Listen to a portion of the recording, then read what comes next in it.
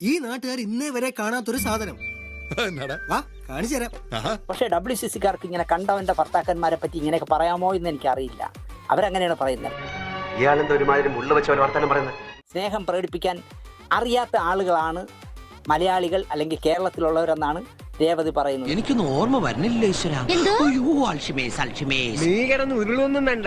ഇക്കാര്യമേ എനിക്ക് നല്ല ഓർമ്മയുണ്ട്. രഞ്ജിത്തിനെ കുറിച്ചൊരു ഗോസിപ്പ് വന്നാൽ നടി രേവതി പറയുന്നത്, so I think Ranjith is A very good friend.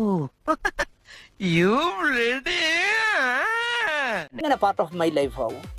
അയാൾക്ക് ഭാര്യയും 2 മക്കളും ഉള്ളായിരുന്നു. അതല്ല ഉദ്ദേശം.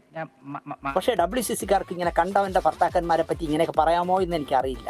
അവരങ്ങനെയാണ് പറയുന്നത്. നീ നമ്മുടെ തറവാടിന്റെ പാരമ്പര്യം കാത്തു.